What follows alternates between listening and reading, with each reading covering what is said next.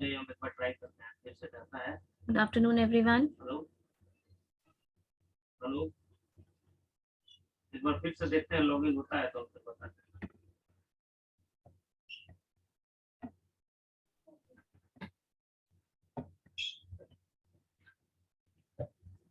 No response.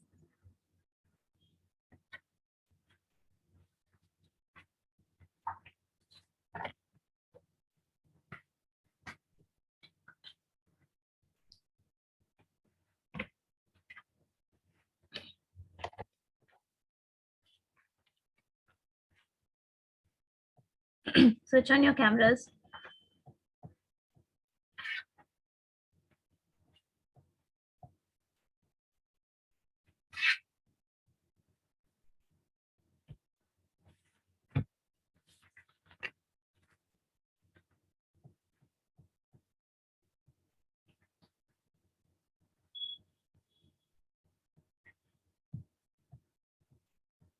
In the last class, we wrote a definition for HRM, right? Human Resource Management का एक definition लिखा था, and I told you कि उस definition का और explanation next class में करेंगे. You wrote that HRM can be defined as a process of procuring, developing, and maintaining competent HR in the organization so that the goals of the organization are achieved in a more effective and efficient manner. It is the art of managing people at work so that they give their best for achieving organizational goal, right? इसमें दो word था, effective और efficient, वो दोनों आपको explain कर चुके हैं हम लास्ट क्लास में. प्रोडक्टिविटी आपको बता चुके हैं क्या होता है, ठीक है.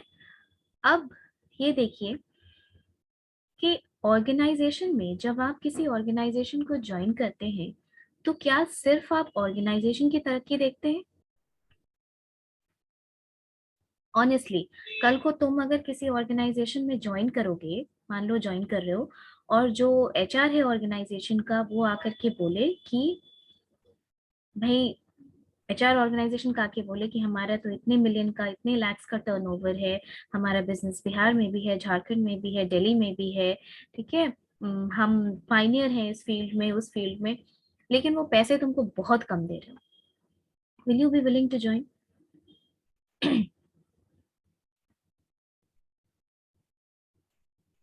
क्या आप डिससैटिस्फाइड नहीं होंगे?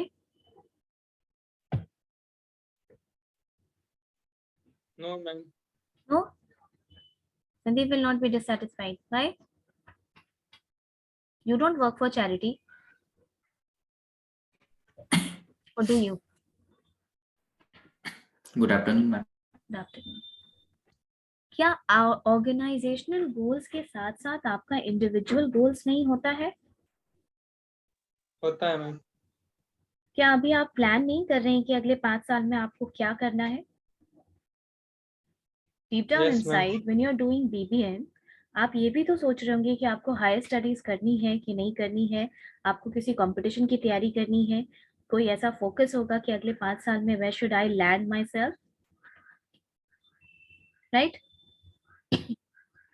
इसीलिए किसी भी ऑर्गेनाइजेशन का ये क्यों होता है, ये इसलिए होता है क्योंकि आपका इंडिविजुअल गोल्स भी आपके लिए उतना ही इम्पोर्टेंट होता है जितना कि ऑर्गेनाइजेशनल गोल्स होता है. और किसी भी ऑर्गेनाइजेशन का जो अच्छा एचआरएम होता है, a good HRM practice of any organization will always align the organizational goals with the individual goals. यानी आप एज एन इंडिविजुअल को ये मौका दिया जाता है फ्लरिश होने का. Okay, you as an organisation will get enough opportunity to move forward या द अपॉर्चुनिटी ऑफ ग्रोथ. अगर आप किसी ऑर्गेनाइजेशन को ज्वाइन करते हैं और आपको लगता है कि यहाँ ग्रोथ का कोई प्रोस्पेक्ट नहीं है, ठीक है, आप जिस पोस्ट पे हैं आप उसी पोस्ट पे शायद अगले 10 साल तक रहेंगे, there is no further improvement, कोई नया स्किल आप नहीं सीखेंगे, कोई नया कुछ भी नहीं होगा, जो आप कर रहे हैं आपका सीनियर भी वही कर रहा है. You will lose interest in that kind of organization. Yes, ma'am. Okay, इसीलिए अभी के टाइम पे एक good HRM practice of the इतनी ट्रेनिंग और डेवलपमेंट और ये सब क्यों कराया जाता है? ये इसीलिए कराया जाता है ताकि इंडिविजुअल को ये फील हो कि उसके अंदर भी वैल्यू एडिशन हो रहा है, वो सिर्फ ऑर्गेनाइजेशन के लिए काम नहीं कर रहा है। आप सुने होंगे आपके भैया दीदी जो भी काम करते होंगे वो कहते होंगे कि छोटी ऑर्गेनाइजेशन है पर सीखने को बहुत कुछ मिलता है। ऐसा सुने? सीख बहुत Yes, कुछ ma'am. नहीं। और बड़ी ऑर्गेनाइजेशन में थोड़ा ये हो जाता है कि only after you spend a certain time, या फिर आपके सीनियर्स अलाउ करेंगे तो। और छोटी ऑर्गेनाइजेशन में क्योंकि मल्टीटास्किंग होती है, एक ही बंदे को, क्योंकि वो कॉस्ट कटिंग के लिए ज्यादा तत्पर होती है, that is why you get to learn a lot of things. और ये आपका टेम्पटेशन होता है कि पहले हम छोटी ऑर्गेनाइजेशन में काम सीख लेते हैं। ठीक है? Okay, so like this. इसीलिए किसी भी ऑर्गेनाइजेशन का जो अच्छा HRM प्रैक्टिस होता है, that will align the organisational goal with the individual goal and the societal goal.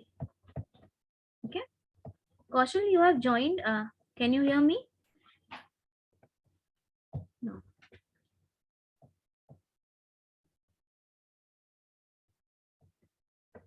Kaushal, can you hear me now? Yes, ma'am. गलती से हो गया. ठीक है, ओके, ठीक है। अब ये भी डिस्कस कीजिए आप थोड़ा। ऑर्गेनाइजेशनल गोल्स तो आप समझ गए। The last day I told you कि ऑर्गेनाइजेशनल गोल में क्या होता है। जो छोटी ऑर्गेनाइजेशन है उसका सर्वाइवल होता है, जो उनका सस्टेन करना होता है मार्केट में।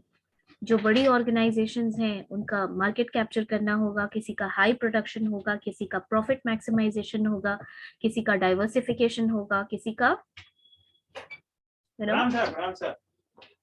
डाइवर्सिफिकेशन होगा, किसी का मैक्सिमाइजेशन होगा, ठीक है, एक्सपेंशन होगा। तो ऑर्गेनाइजेशनल गोल्स आपको समझ में आया, इंडिविजुअल गोल्स आपको समझ में आया, ये सोसाइटल गोल क्या होगा? क्योंकि कोई अच्छा जो ऑर्गेनाइजेशन होता है उसका सोसाइटल गोल भी एक पॉइंट होता है, that focuses a lot on societal goal. क्या होता है सोसाइटल गोल आपके हिसाब से, क्या होना चाहिए? मैम सोसाइटी के लिए बेटर लिविंग, एजुकेशन लेवल। और वेरी गुड। और बाकी लोग बताइए, मेडिकल वगैरह प्रोवाइड कराना सोसाइटी को। क्या प्रोवाइड करना Sandeep? Medical.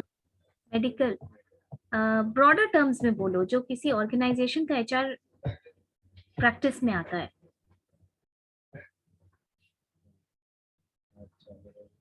Labour laws compliance, labour laws पढ़ाए थे तुम लोग को?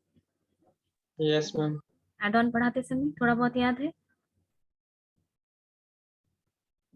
याद आ रहा है ऐसा कुछ कि पढ़ाए थे? Yes ma'am. लेबर लॉज पढ़ाते समय क्या बताए थे कि there are many types of social security, याद है? Yes ma'am. Social security is a type of labour law जो ऑर्गेनाइजेशन को देना ही होता है। आप अगर अभी यहाँ से निकल के BBM से निकल के कहीं ज्वाइन करेंगे और आपकी सैलरी अगर 21,000 से कम होगी तो आपका ESI कटेगा, वो ESI का कंट्रीब्यूशन ऑर्गेनाइजेशन को देना ही है। अगर 15,000 बेसिक और DA से कम होगा तो आपको PF मैंडेटरी कटना ही है। तो social security is a kind of labour law. Government ने जितने लेबर लॉज बनाए हैं उन सब का कॉम्प्लायंस करना is also a societal goal for an organisation. देखो, जो बिजनेस ऑर्गेनाइजेशंस हैं ये समाज में ऑपरेट कर रही है, right?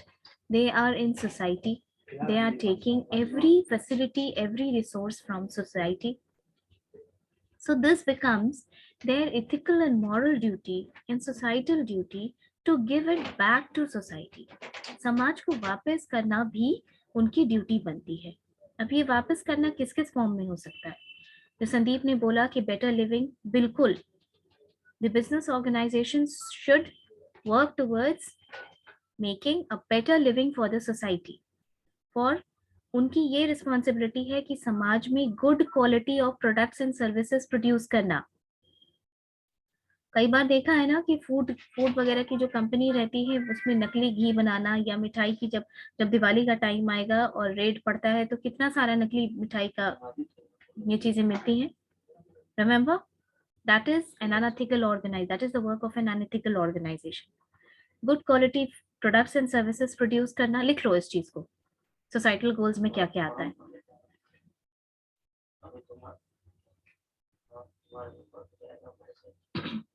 First point, compliance of labor laws.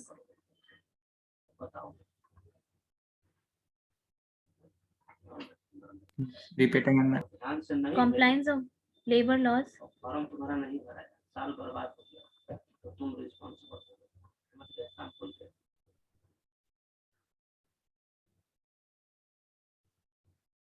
Compliance of labor laws. करके लिखवाओगे. Next, कभी आगे का प्रोसेस basic human right. नहीं हुआ, छूट गया, तो तुम समझोगे तुम्हारा काम क्लियर है. Basic human rights. आप बोलो, तुम्हारा ईमेल आईडी क्या है? Next, legal compliances. नहीं, 49865@gmail.com. ठीक है, तो तुम्हारा 49865@. Next, producing good quality products and services. तो PC1 है कि PC2? मैम फिर से एक बार. Producing good quality products and services. ठीक है, हम भरते हैं, ऐसे ही आएगा, फोन करो.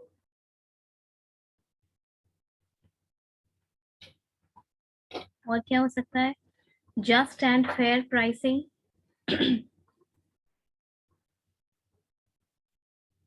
Just and fair pricing.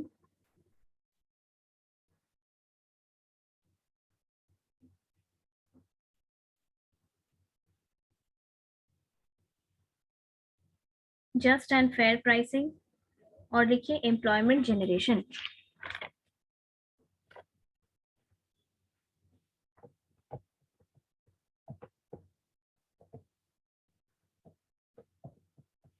देखिए एम्प्लॉयमेंट जनरेशन. ठीक है, ये समझ में आया? ये सब सोसाइटल गोल्स हैं. आपने ये देखा है कि नहीं, ये बड़े ऑर्गेनाइजेशन जैसे कि जब वो अपना रिक्रूटमेंट निकालते हैं तो उनको वो एक रिक्रूटमेंट निकालना, समाज में नौकरी जनरेट करना, ये किसी अच्छे ऑर्गेनाइजेशन का काम होता है. सोसाइटल गोल्स है ये. अंडरस्टूड? एक स्टैंडर्ड ऑफ लिविंग क्रिएट करना, सोसाइटी को हेल्प करना. देखो CSR भी इसी में आता है. CSR क्या होता है? लिखो इस टॉपिक को, नेक्स्ट क्लास में पूछेंगे हम. पता करो ये क्या. Social responsibility. हाँ, CSR is corporate social responsibility. इसका एग्जाम्पल दो.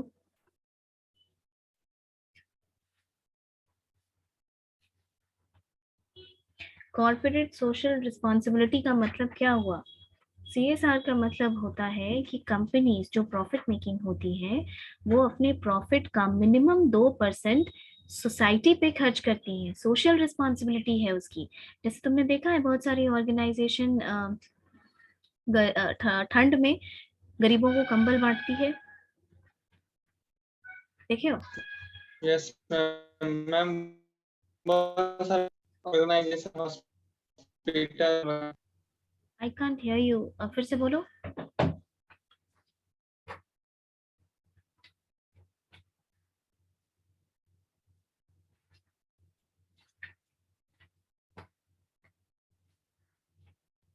फिर से बोलो. Can you hear my voice? Yes ma'am. Yes. जैसे गवर्नमेंट स्कूल्स में जो गवर्नमेंट की होती है, जैसे गवर्नमेंट स्कूल्स में डेस्क देना, बेंच देना, लिखने पढ़ने का सामान देना. जब आप जमशेदपुर में स्टील एरिया में जाएंगे तो steel plant, Tata steel plant का बहुत सारा है. जैसे पीने का पानी करवा देना, या फिर वहां पर स्कूल खोल देना, या फिर और भी चीजें ऐसे जो समाज के सुधार के लिए या समाज के लिए क्या किया बिजनेस हाउसेस ने, that comes under corporate social responsibility. And this could be high according to your own choice, I mean according to the choice of the organization, but this should be at least 2% of its net profit. Okay, now next, write down nature of HRM.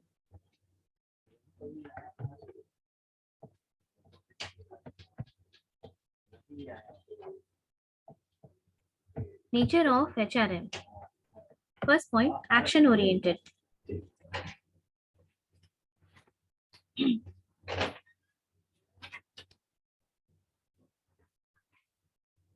क्या ma'am फिर से repeat?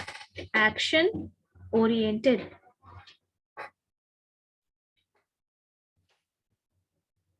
Second, continuous process.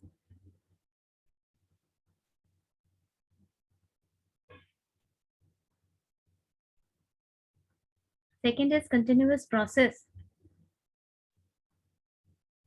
Third is pervasive. Pervasive. Pervasive.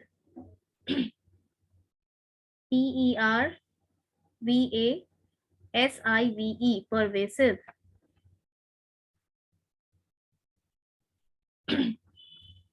Next point, multidisciplinary.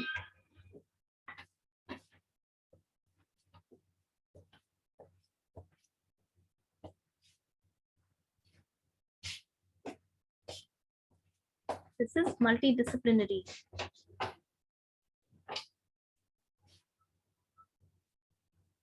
Okay, the first thing is it is action oriented. All the actions and all the activities in HRM is always action oriented. ये किसी action को culminate करता है. जितनी भी activities, जितना भी काम we carry out on the name of HRM, it culminates into some actions, जैसे record keeping, writing, etc. The second thing that it is continuous process. Suppose कीजिए अभी आपने एक सेट ऑफ रिक्रूटमेंट अभी कर लिया, क्या ये रिक्रूटमेंट करने के बाद HRM का काम खत्म हो जाता है?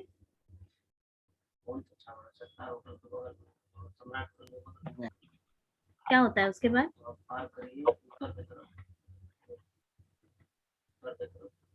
चलिए, आपका किसी ऑर्गेनाइजेशन में रिक्रूटमेंट हो गया, आप गए अप्लाई करने के लिए, आपका इंटरव्यू हुआ, रिटन हुआ, इंटरव्यू हुआ और फिर आपको ले लिया गया. उसके बाद व्हाट नेक्स्ट? क्या HRM का काम खत्म हो जाता है? नो मैम, ट्रेनिंग देता है काम करने के लिए. ज्वाइनिंग देता है. आपकी ऑनबोर्डिंग होती है, आपकी ज्वाइनिंग होती है, आपको ट्रेन किया जाता है. And even apart from all these things, ये सब कुछ होने के बाद दिस क्योंकि HRM एम्प्लॉय बेनिफिट के लिए काम करता है, इसीलिए टाइम एंड अगेन इसको बहुत सारे स्टेप्स ऐसे लेने पड़ते हैं जिसके लिए ये स्टैटिक नहीं हो सकता है. It is dynamic and it is very very continuous. जैसे पैंडेमिक के पहले जो HR rules and regulations carry out किया जा रहा था, the big business houses like Microsoft, Google, it had to change its HRM process for the employees who are work from home is also a facility which has been given by HR department owing to the change in the business pattern, which was an uncontrollable factor. ठीक है, so HR का process कभी भी खत्म नहीं होता है. Employ benefit को हमेशा ही एक कंटिन्यूअस प्रोसेस की तरह देखा जाता है, क्योंकि why? Because the business is changing. You cannot be the same employee with the same skill till your retirement. आपको अपने आप को अपग्रेड करना ही होगा, स्किल्स को एनहांस करना ही होगा.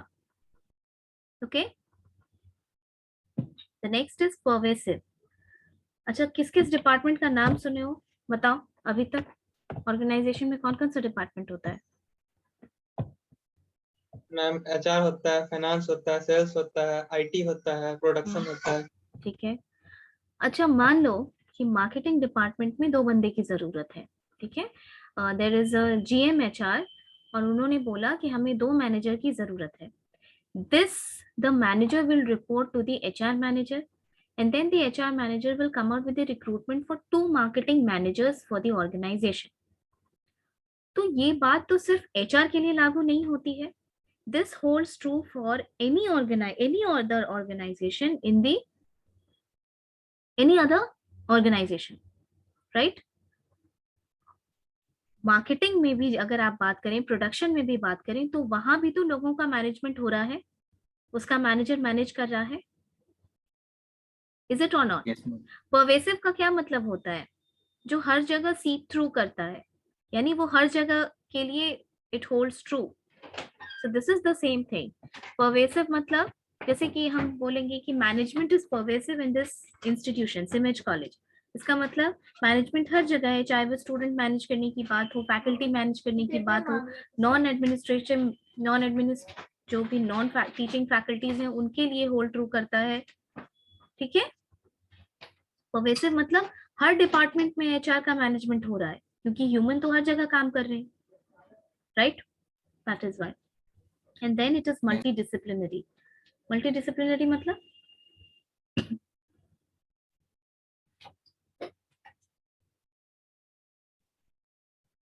मल्टीडिसिप्लिनरी, डिसिप्लिन माने क्या होता है?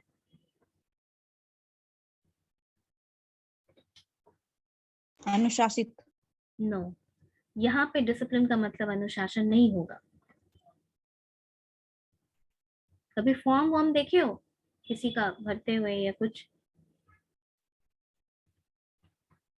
मैम बहुत सारा काम करने वाला। डिसिप्लिन का मतलब होता है तुम किस डोमेन से आते हो, यानी जब तुम कहीं फॉर्म भरोगे तो ये पूछा जाएगा कि व्हाट इज योर डिसिप्लिन, तो तुम बोलोगे मैनेजमेंट, बैचलर्स इन मैनेजमेंट। समझ में आया? जब एमबीए कर लोगे फिर पूछा जाएगा what's your discipline, then you will say that I am MBA in HR और एमबीए इन मार्केटिंग और MBA in finance. Now you understand that. किसी और से पूछा जाएगा व्हाट्स योर डिसिप्लिन, तो वो बोलेगा साइकोलॉजी, अगर वो उससे पढ़ा है। तो यहाँ जो हम लिख रहे हैं कि मैनेजमेंट इज मल्टी डिसिप्लिनरी, इसका मतलब होता है मैनेजमेंट इज मल्टी डिसिप्लिनरी का मतलब होता है कि एचआर डिपार्टमेंट या हम एचआर में जो प्रिंसिपल्स पढ़ाते हैं, जैसे एचआर ओबी को लगभग सेम ही मानते हैं। मोटिवेशन वगैरह पढ़े हैं आप? मोटिवेशन पढ़े हो ना? Yes ma'am. लीडरशिप पढ़े हो? Yes ma'am. ठीक है। When we are teaching or when we are teaching anything related to HR, any theory or practices, this is not just from HR. This has drawn its theories, this has drawn its ideas from other subjects also. जैसे जब motivation पढ़े थे तो ऐसा लगा था कि human psychology के बारे में पढ़ रहे हो, right? Yes ma'am. Abraham Maslow की नीड हायरार्की थ्योरी आप पढ़ेंगे तो ये ह्यूमन नीड तो ह्यूमन साइकोलॉजी को समझोगे तभी तुम पढ़ सकते हो,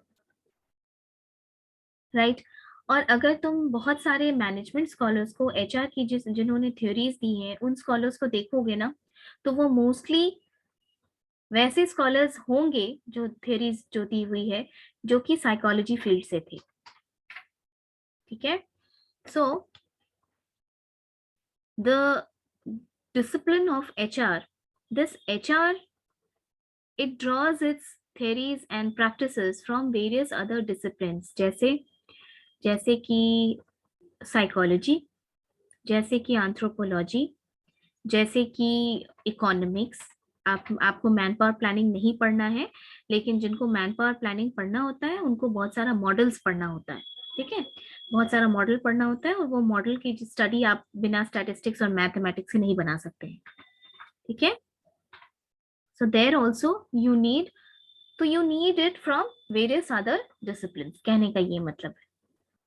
fine, now draw a chart। अब आप ये जो डेफिनेशन था उसको हम लोग थोड़ा सा और वाइड करते हैं।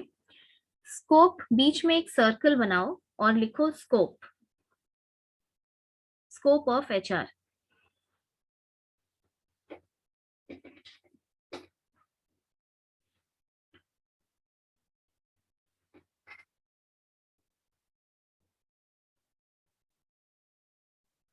ठीक है, अब उसमें 4 एरो रेक्टेंगल की तरह 4 अलग अलग 4 साइड पे, मतलब एक 4 साइड जैसे बनता है ना वैसे 4 साइड पे बनाओ।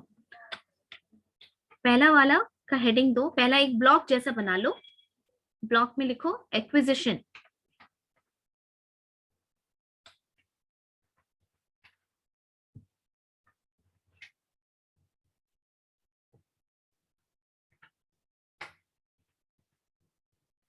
एक्विजिशन में लिखो, उसमें लिखो छोटा छोटा बुलेट पॉइंट्स करके लिखना। एक्विजिशन में लिखो रिक्रूटमेंट,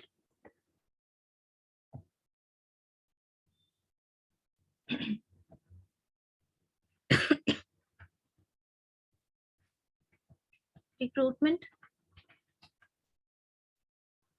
selection,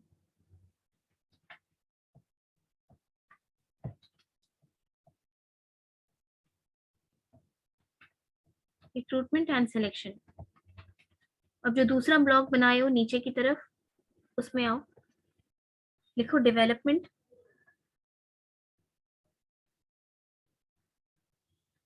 डेवलपमेंट, नीचे लिखिए training,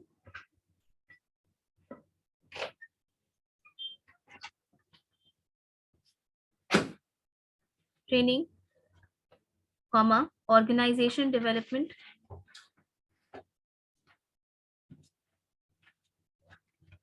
organisation development, comma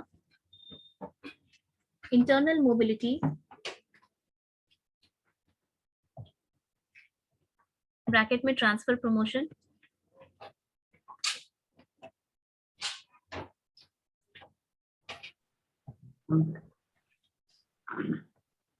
ma'am bracket में क्या? Transfer and promotion,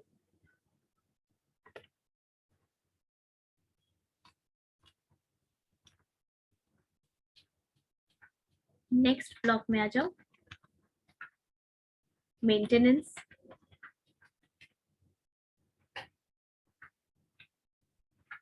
maintenance, maintenance में लिखो remuneration,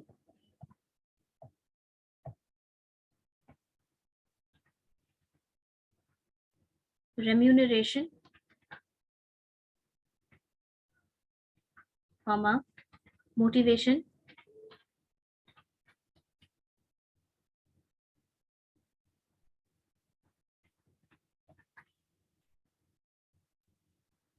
comma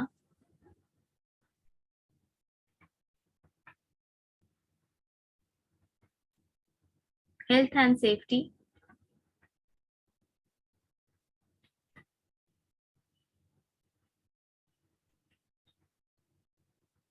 comma good industrial relations,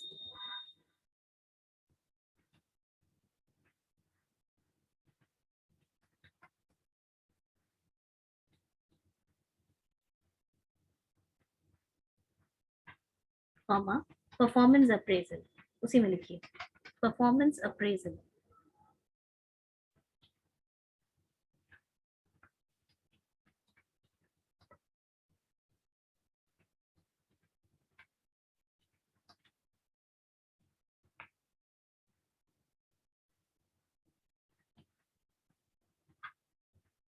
ma'am performance appraisal,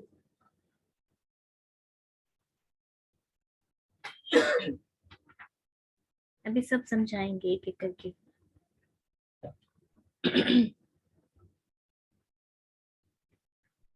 done. Last वाला जो कॉलम है एक चौथा जो आप बना के रखे वो लिखिए control,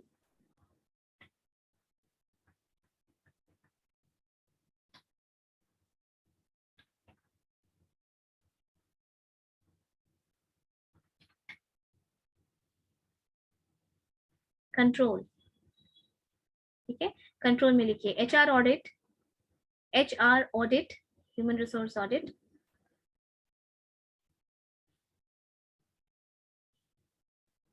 HR audit, HR accounting,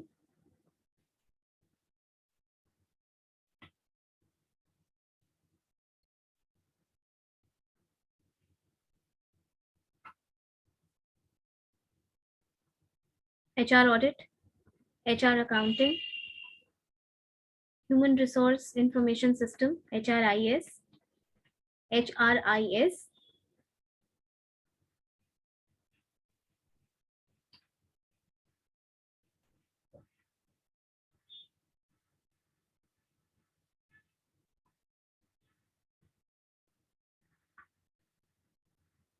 done. Yes, ma'am. ठीक है, ये एक चार्ट आपको एक फ्रेमवर्क देगा जैसे जैसे हम इस कोर्स में आगे बढ़ेंगे। ठीक है, अभी हम बस आपको इंट्रोडक्शन दे रहे हैं वर्कशॉप का। एक्चुअली जब हम एक्टिविटी शुरू करेंगे, जैसे ट्रेनिंग एंड डेवलपमेंट जब हम स्टार्ट करेंगे आपको पढ़ाना, तब आपको ये समझ में आएगा कि ट्रेनिंग किस में लिखे हैं। आप यहाँ पे किस में लिखे हैं बताइए? डेवलपमेंट में मैम। डेवलपमेंट में लिखे, तब आपको ये समझ में आएगा एक्चुअली चैप्टर स्टार्ट करने से पहले कि ट्रेनिंग किस में आता है। यानी the prime function of training is to develop the employees. आज के क्लास में जितना पॉइंट्स आप यहाँ लिखे हैं उसको हम थोड़ा डिटेल में समझा देते हैं सिर्फ, लेकिन जब एक्टिविटी स्टार्ट होगी, जब हम एक एक एक्टिविटी डील करेंगे एचआर की आपके वर्कशॉप में, तब हम आपको और डिटेल्स में पढ़ाएंगे। देखो, ये सारा जो चारों ब्लॉक्स तुमने लिखा है, इस चारों ब्लॉक्स का मतलब है कि किसी ऑर्गेनाइजेशन में एचआर ऐसे ऐसे काम करता है। ये सारे एरियाज हैं जिसमें कि एचआर काम करता है। Fine, the first one is acquisition. Acquisition का मतलब अक्वायर करना, ठीक है, और इसमें आपने लिखा है recruitment and selection, right? Recruitment और सिलेक्शन। रिक्रूटमेंट का मतलब क्या होता है? किसी को डिफरेंस पता है दोनों में? ये दोनों वर्ड अलग अलग है।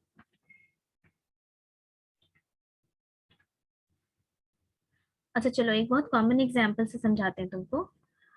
आईबीपीएस का नाम सुने हो? क्या मैम? आईबीपीएस का नाम सुने हो? No PS ma'am. Ma'am, IBPS अरे पीओ, हाँ, ऐसे इंडियन ही personal banking selection ma'am. It's an exam conducting body, ठीक है। यूपीएससी का नाम सुने हो? Yes ma'am. बीपीएससी का नाम सुने हो? एसएससी का नाम सुने हो? जानते हो ये सब क्या होता है? Yes ma'am. Yes ma'am. अगर बीपीएससी का फॉर्म आता है तो क्या तुम अगर उसका फॉर्म फिल करते हो तो क्या उसका मतलब ये होता है कि तुम्हारा सिलेक्शन हो गया? No no ma'am.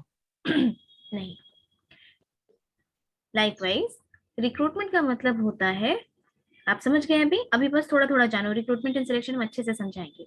रिक्रूटमेंट का मतलब होता है adding, going on adding more and more applicants. यानी उसने रिक्रूटमेंट निकाल दिया, अब जिसको मन है, जैसे मन है आप भरिए फॉर्म, जितना मन है फॉर्म भरते रहिए, ठीक है। लेकिन सिलेक्शन का मतलब है कि वो उसका there are many steps of screening for final selection. क्या होता है? पहले पीटी होता है, आधे से ज्यादा पहले पीटी नहीं होता है, पहले प्री मेंस जितने इंटरव्यू। लोगों ने फॉर्म भरा, आधों का, उसमें से बहुत लोगों का सिग्नेचर नहीं होगा, उनमें से बहुत लोगों का फोटो खराब होगा, बहुत लोग जिस तरीके से एड्रेस। फॉर्म भरना है वैसे नहीं भरे होंगे, कास्ट सर्टिफिकेट देना है नहीं दिए होंगे, रेसिडेंशियल सर्टिफिकेट देना है नहीं दिए होंगे। तो स्क्रीनिंग ऑफ एप्लीकेशन होता है। आपका एप्लीकेशन ही अनफिट है, आपने सिग्नेचर अपलोड किया और एकदम ब्लर्ड अपलोड किया, कुछ क्लियर नहीं है, आपका फॉर्म वहीं रिजेक्ट हो गया, ठीक है। जितने लोगों का फॉर्म सेलेक्ट हुआ, अब उसमें से कुछ लोग, उसमें से बाकी लोगों का एडमिट कार्ड जनरेट होगा जो पीटी के लिए बैठेंगे, पीटी में लोग स्क्रीन हुए बाहर निकले, मेंस के लिए बैठेंगे, मेंस में लोग स्क्रीन हुए बाहर हुए, जितनों का सिलेक्शन हुआ वो इंटरव्यू के लिए बैठेंगे, यस मैम। जिसमें से जितने लोगों का इंटरव्यू में सिलेक्शन हुआ उसमें से वो लोग कभी भी, मान लो 10 सीट है तो 10 लोगों को सिलेक्ट नहीं करते हैं, वो हमेशा वेटिंग लिस्ट में लोगों को रखते हैं। वाई? इन केस जिन लोगों का सिलेक्शन हुआ, मेडिकल हुआ, उसमें निकल गए वो लोग।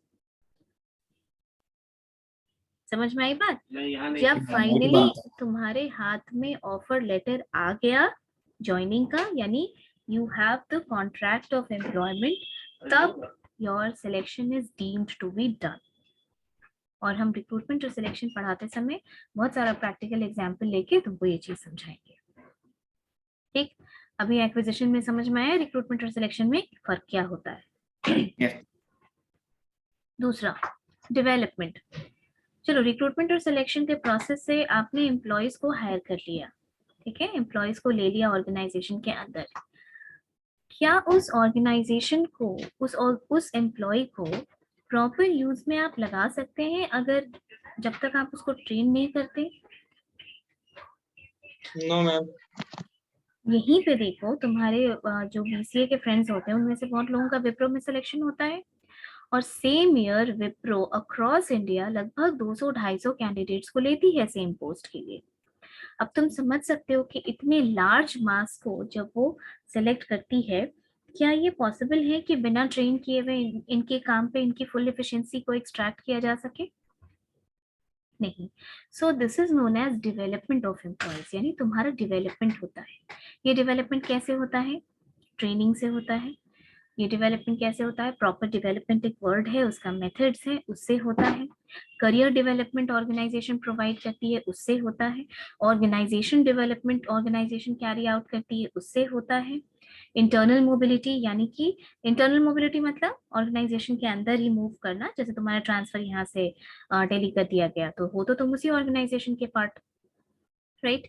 तुमको प्रमोट कर दिया गया, तो ये सारी चीजें तुमको डेवलप करने में हेल्पफुल होती है। Got it? ये हम बहुत कंसाइज वे में भी बता रहे हैं, ये सारे टॉपिक्स को हम 1 by 1 तुमको डिटेल में डिस्कस करेंगे, ठीक है? Next, what's the next thing? Maintenance.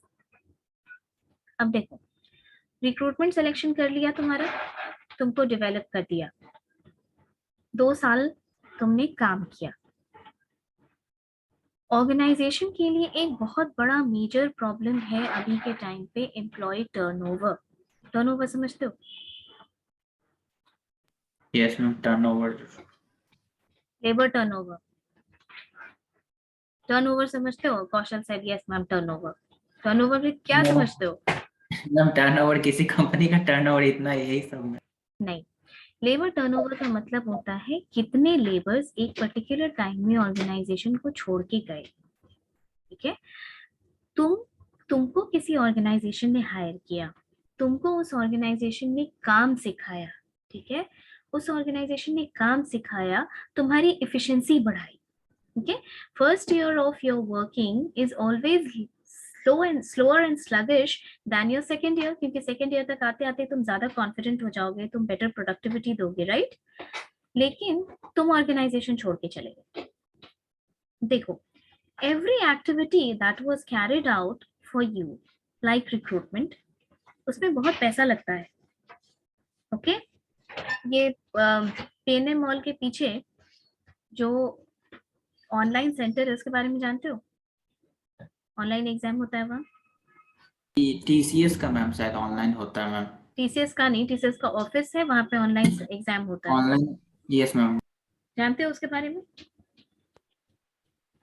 तुमको लगता है कि कोई ऑर्गेनाइजेशन जब ऑनलाइन एग्जाम लेती है, जब वो अनाउंस करती है कि आज पर्टिकुलर डेट में उसका प्री का एग्जाम है, कितना बड़ा रिसोर्स अक्रॉस इंडिया उसको सेटअप करना पड़ता है उस दिन का एग्जाम लेने के लिए? आप समझ रहे हैं?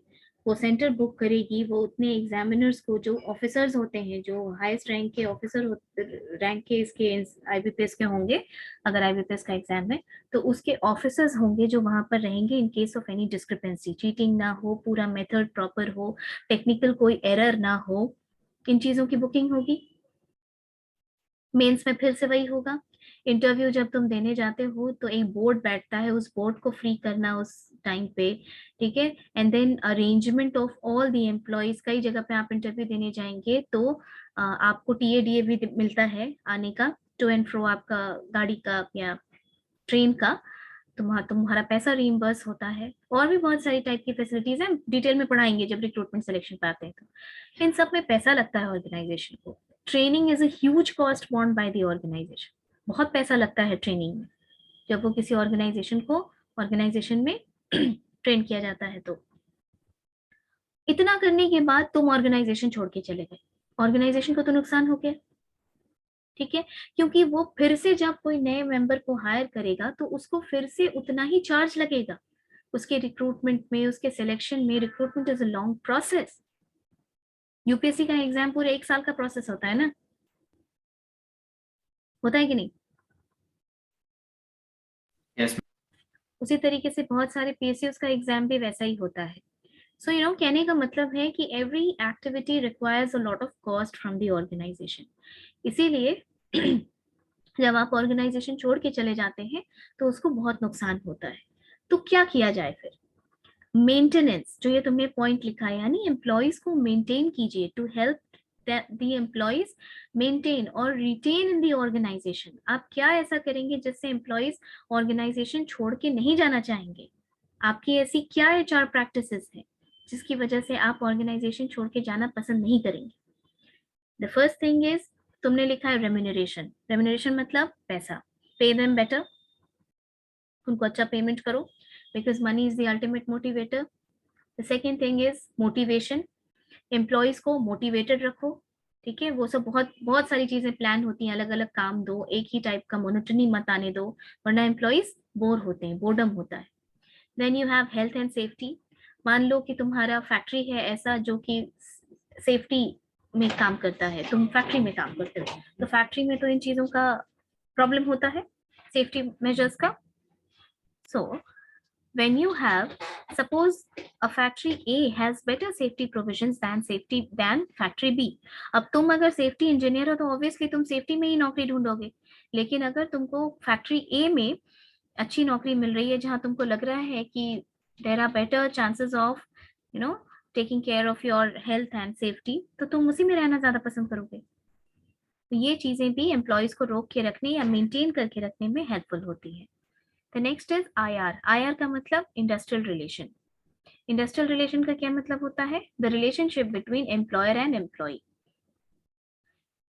ये बहुत ओल्ड फैशन्ड डेफिनेशन है.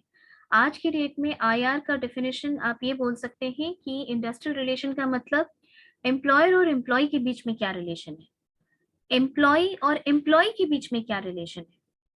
It is no longer restricted to just the employer. Okay, so अगर आप जहां काम कर रहे हैं वहां आपके साथ वालों के साथ रिलेशनशिप अच्छा रहता है, हार्मनी रहती है, there is no discord, you are looking forward to work at that place. आपको अच्छा लगता है काम. देखो एज अ स्टूडेंट ये चीज तुम्हारे लिए समझना थोड़ा मुश्किल है अभी के टाइम पे, क्योंकि आप लोग को ये लगता है पैसा कहीं भी मिलेगा तो कहीं भी काम कर लेंगे, उससे क्या मतलब है कि बगल वाला बात कर रहा है कि नहीं. लेकिन ऐसा होता नहीं है. ओके, इंडस्ट्रियल रिलेशन बहुत ज्यादा मैटर करता है, ताकि you should be looking forward to working in the organisation each and every day. और अगर IR अच्छा नहीं होगा, आप डिमोटिवेटेड होंगे, आपकी ओवरऑल प्रोडक्टिविटी नीचे चली जाएगी और अल्टीमेटली नुकसान ऑर्गेनाइजेशन को उठाना पड़ता है. ठीक है. And performance appraisal. What is performance appraisal? उस दिन भी बताए थे शायद. जो एलिमेंट नहीं होता है जो चलता है वही खाली खराब, मतलब परफॉर्मेंस अप्रेजल मतलब the systematic evaluation of performance of an individual is known as performance appraisal. आप जब जाते, ये सुना हो ना कि 1 साल काम किया तो पैसा बढ़ गया, वो तो देखते हैं कर देते हैं. ये सब सुना हो ना. ये परफॉर्मेंस अप्रेजल भी हम डिटेल में पढ़ाएंगे, ठीक है. और HR कंट्रोल का क्या मतलब हुआ? देखिए, HR कंट्रोल का क्या मतलब हुआ? हम इतनी बातें करते हैं कि एम्प्लॉय का बेनिफिट ये होना चाहिए, एम्प्लॉय मोटिवेटेड होना चाहिए, एम्प्लॉय खुश होना चाहिए, उनको सोशल सिक्योरिटी मिलनी चाहिए, the employee should get a lot of benefits. लेकिन इसके बावजूद एम्प्लॉयज ऐसे हो सकते हैं कि नहीं, कि वो कामचोर ही हो, वो काम नहीं करना चाहे या डिसिप्लिन मेंटेन नहीं करे. आप देखेंगे कि बराबर कुछ लोग ऑर्गेनाइजेशन में ऐसे होते हैं जिनका सबसे झगड़ा होते रहता है, right? So there has to be a control measure of the organization to maintain proper discipline and decorum in the organization. इसीलिए उनको कंट्रोल मेजर्स, यानी कि प्लानिंग एंड कंट्रोल को साइड बाय साइड पढ़े हो POM में, उसी तरीके से अगर आप प्लान कर रहे हैं कि आपका ऑर्गेनाइजेशन इतना बेहतर होना चाहिए, तो कंट्रोल मेजर्स पे भी ध्यान दिया जाना HR का काम होता है.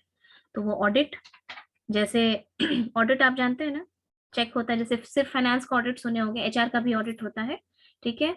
HR ऑडिट, HRIS मतलब ये एक सॉफ्टवेयर होता है जिसमें कि एम्प्लॉय का सारा डेटाबेस डाला जाता है. And HR accounting. Okay, HR accounting मतलब तुम किसी ऑर्गेनाइजेशन को ज्वाइन किए तो तुम्हारा मॉनेटरी वैल्यू कितना है, उसको कन्वर्ट किया जाएगा मॉनेटरी टर्म्स में. This is known as HR accounting. ठीक है. सो इसी फ्रेमवर्क को लेकर के हम क्लास में और आगे बढ़ेंगे अब। Fine. Yes ma'am. Ma'am Yes, HR ma'am. Audit नहीं समझे। एचआर ऑडिट हम बताएंगे, जिस समय कंट्रोल मेजर्स पढ़ाएंगे उस समय डिटेल में बताएंगे। जैसे ऑडिट होता है ना, देखने के लिए कि सही है कि नहीं है, जितना कैश तुमने दिया। जैसे कोई ऑर्गेनाइजेशन अगर मान लो ये दिखा रही है कि देखो किसी ऑर्गेनाइजेशन के लिए ट्रेनिंग के ऊपर पैसा खर्च करना उसका गुडविल बढ़ाता है कि हम अपने एम्प्लॉयज का इतना ख्याल रखते हैं कि उनको हम ट्रेन करते हैं। उसने दिखा दिया कि भाई हमने इस बार 35 लाख रुपए खर्च किया इस ईयर में ट्रेनिंग करने के लिए, और सही बात तो ये है कि उसने ट्रेनिंग करवाई ही नहीं। तो जब ऑडिट होगी तो फिर पता चलेगा, रिकॉर्ड्स निकाला जाएगा, देखा जाएगा, एम्प्लॉय से क्वेरी होगी, समझ में आया? तब पता चलेगा कि वहां का एचआर कैसे काम करता है। जैसे ऑडिट होगा रिक्रूटमेंट में आपको पता है कि SC ST ओबीसी वगैरह के लिए भी जो रिजर्वेशन है वो उसको मानना है, ठीक है। अगर मान लो कि उसने कॉम्प्लाई नहीं किया है तो ये गलत किया है, ये सारी चीजें दिखाई जाएंगी ऑडिट में, इसे कहते हैं ऑडिट। Okay Yes.